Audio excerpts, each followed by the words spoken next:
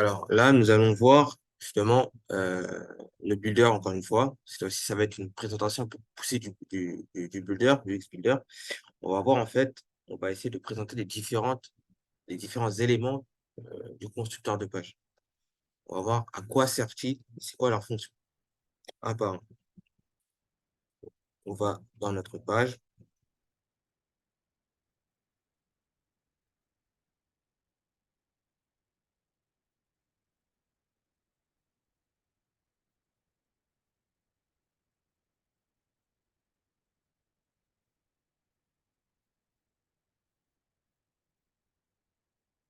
Là, donc ça, c'est notre page. Ça, c'est notre page avec laquelle on va travailler. Nous, on a dit elements. Ça, ça. Voilà. À quoi ils servent les éléments du builder? Vous avez vu dans les précédentes vidéos, on avait dit que d'abord, Flatsun nous met en avant en tant que mise en page les éléments ici qu'on appelle aussi des widgets. Ce sont des éléments sur lesquels on construit notre site étape par étape. Voilà, on répète, hein, il y a deux manières de pouvoir créer un site internet avec un constructeur de page, donc avec Flatsun en particulier. Soit le fait de le créer bloc par bloc, ce qui prend un peu plus de temps, soit le fait de le créer par template. Sauf que nous, on a dit on voulait gagner du temps, on voulait gagner énormément en termes de temps, argent et énergie, donc être efficient. Donc ça revient, donc c'est d'où l'idée de construire des pages, des sites avec des templates. Donc ça revient à construire des sites avec des templates. Donc là, légère présentation de tous les éléments. D'abord, pour commencer, il faut bien comprendre le système de contenant et de contenu. D'accord? Un site internet, ça contient en son sein des contenants. D'accord? Déjà, le squelette du site en soi, ce sont les pages. La première chose que je vous avais dit, la première chose qu'on crée sur un site internet, c'est sa page accueil. On met ensuite en mode page accueil, dans paramètres du site internet, paramétrage du site internet, apparence personnalisée, etc. Une fois que tout ça c'est fait, on a créé notre page accueil. Notre squelette est déjà prédéfini parce qu'il va commencer à partir de la page accueil. On créera ensuite les autres pages, etc. Tout ça. Et dès lors qu'on a créé nos pages et que tout est fait, et qu'on veut y mettre nos contenants avec nos contenus, euh, nos éléments, certains éléments vont nous servir de contenants et d'autres vont nous servir de contenu. D'accord? Ça marche par système de boîtes, en fait. C'est comme des boîtes. D'accord? Il y a une boîte qui servira de contenant et d'autres boîtes à l'intérieur qui serviront de contenu. D'accord? La section, c'est l'élément qui servira de contenant et qui va contenir tous les autres contenus en son sein. Donc là, vous pouvez le voir, d'accord? Il y a un grand carré avec d'autres petits carrés à l'intérieur. Le grand carré, c'est la section, et les autres petits carrés, c'est les contenants. Les autres petits carrés, c'est les contenus. D'accord? Bien faire la distinction entre les contenants et les contenus. Vous ne pouvez pas créer le site internet. Vous pouvez en général, euh, on ne crée pas le site internet sans pour autant y mettre un contenant. Parce que le contenant, il va contenir les contenus. C'est la logique des choses. Vous pouvez très bien mettre n'importe quel contenu, hein, comme ça, mais ce sera un peu comme désordonné. Pourquoi? Parce qu'il ne sera pas arrangé dans un contenant. D'accord? Vous pouvez un peu bafouer comme ça votre site internet en mettant des contenus un peu partout, mais le contenant, il est fait exprès pour contenir vos contenus. Là, par exemple, si on regarde, là, si on regarde, il y a un RAW. D'accord? Le RAW, on a dit, c'est un contenu. Et dans le RAW, il y a une section. Et la section comprend cette image-là. D'accord? Parce que c'est le contenant. D'accord? Parce que c'est le contenant. Dans ça, c'est un peu pareil. Là, on a un texte, mais plus loin. Mais ce qui contient le texte, c'est un autre contenu qu'on appelle la colonne. La colonne, la colonne, la colonne elle-même, elle est dans un RAW, et le RAW lui-même, il est dans une section. Et la section, c'est le contenant de tout ça. Ça fonctionne par système de boîte. Ça fonctionne par système de boîte. Très bien.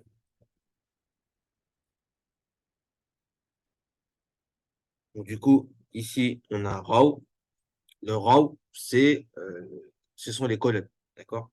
Le RAW, c'est le contenant qui va contenir les colonnes. Je répète, le RAW, c'est le contenant qui va contenir les colonnes. Une fois qu'on rentre dans RAW, on peut mettre n'importe quel type de colonne qu'on veut. On peut mettre 3 types de colonnes si on veut. On peut mettre 2 types de colonnes. On peut mettre 4 types de colonnes. On peut mettre une seule colonne si on veut. On peut mettre une grosse colonne à droite avec une sidebar à gauche. On peut mettre une grosse colonne à gauche avec une sidebar à droite. On peut faire un peu ce qu'on veut. On peut mettre 2 colonnes serrées. trois colonnes serrées. Une image, une colonne à droite. C'est vraiment ce qu'on veut. Une image, une image à droite, une colonne à gauche. Donc voilà, on peut faire un peu ce qu'on veut. On peut mettre six colonnes. Voilà. Donc voilà, on peut faire un peu ce qu'on veut. On peut faire un peu ce qu'on veut. Et donc, en fait, je me répète, le raw, c'est le raw. Là, on a nos colonnes. C'est le contenant qui va contenir. C'est le contenant qui va contenir les colonnes. Là, on a nos colonnes. Et là, on a le raw. Le raw, c'est un contenant qui contient les colonnes. Très bien. Ici, on a le slider. Le slider, c'est un contenu qui permet en fait de défiler plusieurs images ou vidéos ou n'importe quel contenu qu'on veut à la fois. Un peu comme ça. Là, on a une image et le slider, il va venir défiler tout ça. Ça se présente un peu comme ça, avec une arborescence comme ça, où là, on a un contenant à chaque fois. On a trois contenants comme ça, trois diverses sections. Donc, si vous voulez, vous pouvez mettre une section et une section, dans un slide, vous pouvez mettre une section en tant que slide et dans la section, vous pouvez rajouter un peu ce que vous voulez. Comme là, on a une section et dans cette section, on a du texte, etc. etc. On rappelle encore, la section, c'est un contenant. Donc, vous pouvez mettre du contenu dans un contenant. Vous pouvez mettre du contenu dans un contenant. Très bien. Euh, donc voilà. Faire défiler les sections. Voilà. Normalement, il y a un élément qui s'appelle image pour ça. Mais comme ça, c'est l'image d'accueil. En image d'accueil, en général, on utilisera soit une bannière, soit une section. L'image d'accueil, il y a l'élément image qui sert pour justement diffuser des images sur une page. Mais je me répète, comme ça, il s'agit de l'image d'accueil. En tant qu'image d'accueil, on utilisera généralement une bannière, une section. C'est pour ça que dans la section, on peut rajouter des images. Parce que c'est l'image d'accueil. Donc voilà, vous pouvez défiler des images, enfin, du contenu comme ça.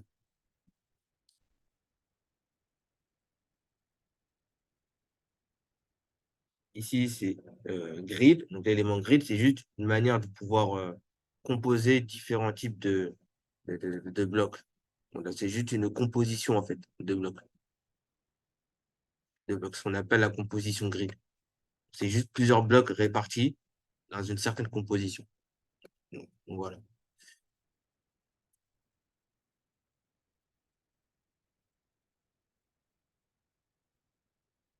Vous avez l'élément page header. C'est un élément, ça c'est page header.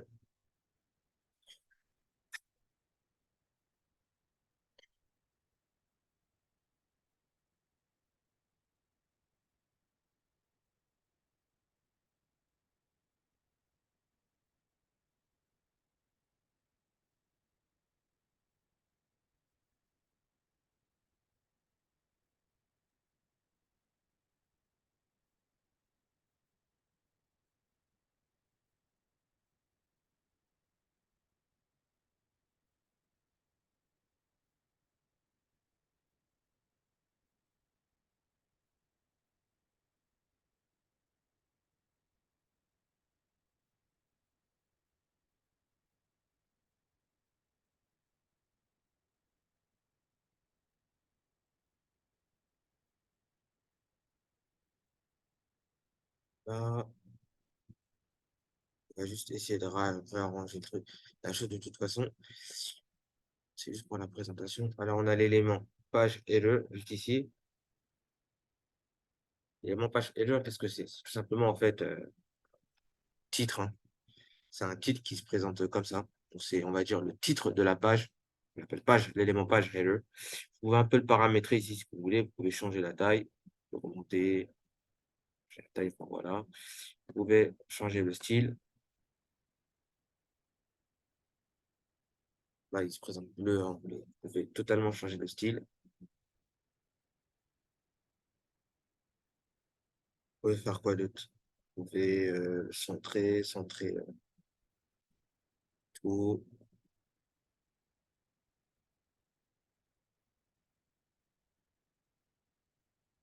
Petit temps de chargement qui met du temps. Et voilà, ça se présente un peu comme ça. Bon, ça marchera. Mais voilà, donc ça, c'est pour émettre un titre. Vous pouvez le paramétrer. Ensuite, vous avez l'élément bouton juste ici. L'élément bouton, vous pouvez paramétrer le bouton comme un peu comme bon vous semble. Mais enfin, voilà, c'est l'élément bouton. Vous avez l'élément menu ici. Vous avez l'élément navigation. Ici, c'est l'élément produit. Donc, ça, c'est quand vous concevez un site e-commerce pour mettre en avant, dans la page sur laquelle vous travaillez, vos produits en question. Vous pouvez mettre vos produits sous forme de liste. Vous pouvez mettre les catégories de vos produits. D'accord? Ici, vous avez d'autres éléments qui sont ajoutés grâce à WooCommerce, une extension qu'on verra un peu plus tard. Une extension qu'on verra un peu plus tard. Vous avez un contenu texte ici. Vous avez la bannière. Un accord-ligne, c'est un bouton dans lequel il y a un peu comme le système de parents et enfants, où il y aura des sous-catégories ou des enfants qui seront arrangés à l'intérieur de ce bouton. C'est un bouton qui contient d'autres éléments en son sein, à l'intérieur. Vous avez le blog post ici pour poster vos blogs, pour poster vos articles de blog. Vous avez écrit. Vous avez un compteur ici qui va vous décompter en fait un certain temps, ce qui est très intéressant pour faire des promotions, pour attirer les gens et les presser un petit peu en leur disant euh, que le terme décompté va bientôt se terminer, etc. Donc, ici, c'est un compteur. L'élément s'appelle countdown. Vous avez des galeries ici pour pouvoir déposer plusieurs images, photos, etc. Vous avez l'élément follow icon pour inciter les gens à aller sur vos réseaux sociaux et s'abonner. D'accord? Vous avez l'élément gap, vous pouvez mettre des espacements vis-à-vis des éléments et vous pouvez changer la taille. Vous avez l'icon box, voilà, l'icon box, qui est une boîte dans laquelle vous pouvez mettre un icône et un autre élément en dessous, ça peut être du texte, etc. Tout ça, on appelle ça un icon box. Il y a la même fonctionnalité avec le texte, il y a la même fonctionnalité avec les images qu'on appelle l'image box. Donc là, l'élément image, et là, l'élément image box. Donc une boîte où vous pourrez mettre l'image et après n'importe quel élément en bas, du texte ou ce que vous voulez. Pareil pour l'icône. Il y aura un icône en haut et vous pourrez mettre n'importe quel élément en bas. Vous avez l'élément InstaFeed. Celui-là, cet élément-là, il est un peu plus complexe. On pourra peut-être le voir un peu plus loin dans l'information, mais l'InstaFeed vous permet simplement en fait, de mettre sur votre page toutes vos publications Instagram, sous le nom InstaFeed. Vous pouvez faire la même chose avec Facebook, etc. Euh, si vous avez l'élément logo, voilà, donc avec un logo, avec un titre à côté. L'élément map, pour pouvoir mettre une localisation et mettre en avant une localité. L'élément message box, pareil, hein, toujours ma concept de box, un message, une boîte avec un message que vous pourrez mettre à l'intérieur. L'élément portfolio, l'élément pour vos prix, si vous voulez mettre des prix plus ou moins intéressants, si on a des prix, etc. Et ça, on a des templates, hein, sur Platform, fait exprès pour ça. Donc, voilà, c'est toujours intéressant de présenter l'élément. L'élément scroll to, qui vous permet en fait de faire une redirection. Voilà, on en reviendra un petit peu après des redirections. Une redirection, mais sur la même page. Et redirection, c'est quand vous appuyez sur un bouton et ça vous redirige vers une autre page. J'appelle ça une redirection. Là, un scroll to, c'est une redirection, mais vers une seule et même page. Vous arrivez, vous utilisez l'élément scroll to et le scroll to vous amène par exemple tout en bas de la page. Vous amène là, par exemple.